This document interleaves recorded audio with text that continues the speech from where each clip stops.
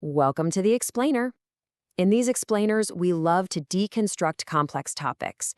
And today, we're doing something really cool. We're going to dissect an app, one you could literally have on your phone right now to see what makes it tick. I mean, have you ever really stopped to wonder what it actually takes to build the apps on your phone? We use them constantly, right? But what's going on behind the screen? The tech, the business choices, even the philosophy behind it all. It's usually this big black box. So today, we're going to pry it open.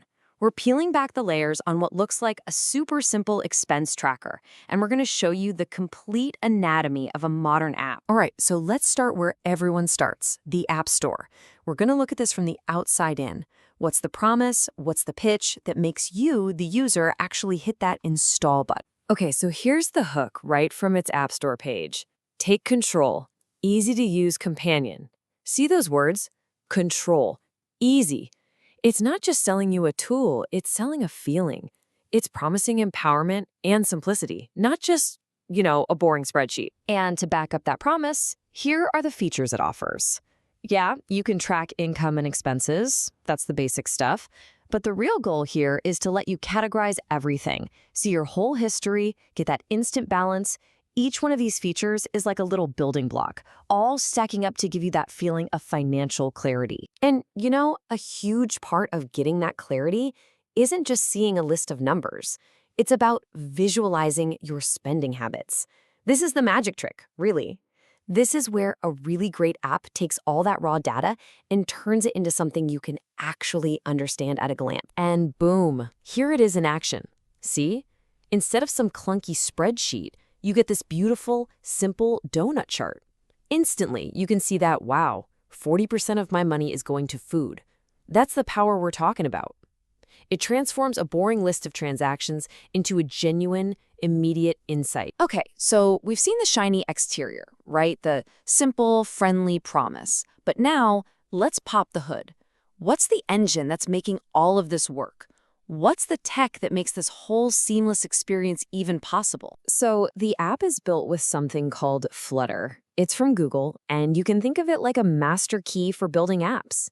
Instead of building one app for iPhone and a totally separate one for Android, the developer can just write the code once, and it works beautifully on both.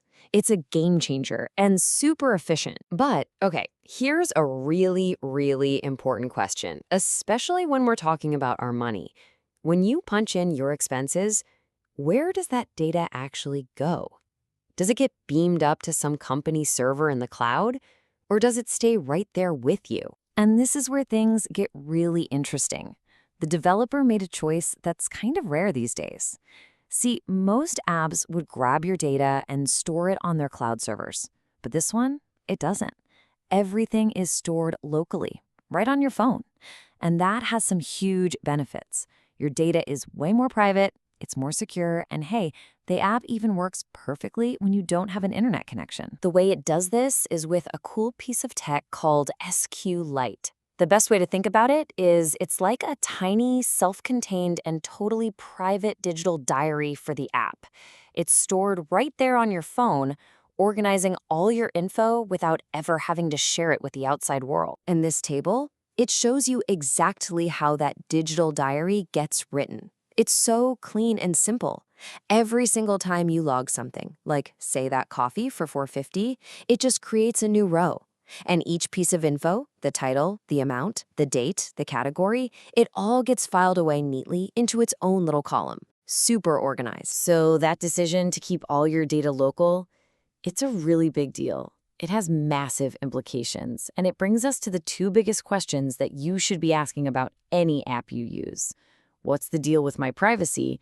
And if it's free, how are they making money? Well, the developer doesn't shy away from that privacy question. They tackle it head on.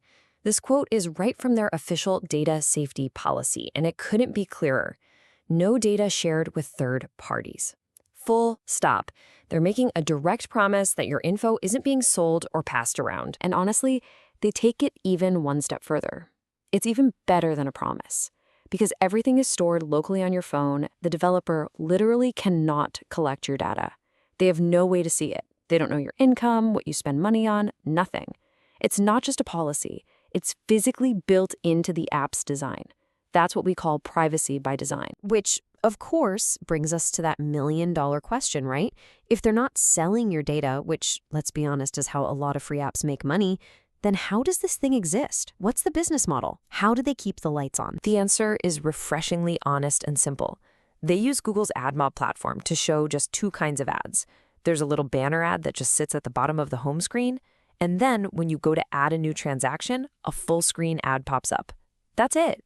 It's super transparent, and it's not trying to trick you with annoying pop-ups all the time. So we've looked at the promise, we've popped the hood to see the tech, and we've figured out the business model. So what's the big takeaway here?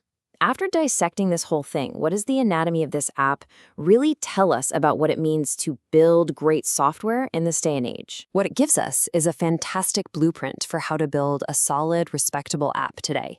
You start with a privacy-first design, which means all your data stays local. You build it with a clean architecture so it's easy to maintain. You have a clear business model that's upfront about how it makes money. And then all the nitty-gritty tech details like the modern interface and how it handles updates efficiently, it all comes together to create this great, reliable experience. And it proves you absolutely do not have to give up your privacy to get great functionality. And you know what? When you build something on a foundation this solid, it's so much easier to add to it later. The developer's own tech docs even lay out a roadmap for what's next. Things we'd all love, right? Like exporting your data, setting up recurring payments, a dark mode theme. And the best part is, they can add all of this cool stuff without ever touching that private by design core. I love this quote from the app's own documentation because it just nails it. It says, the app stands out for its balance. And that's exactly right.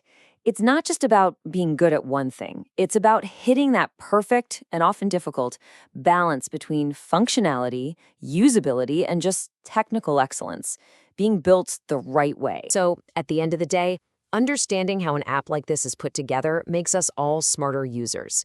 It shows us that privacy and function, they don't have to be enemies. It doesn't have to be a trade-off. This app is a living, working blueprint for a higher standard.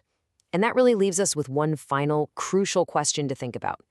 As we all get more savvy about this stuff, what are we going to start demanding from the apps we use tomorrow?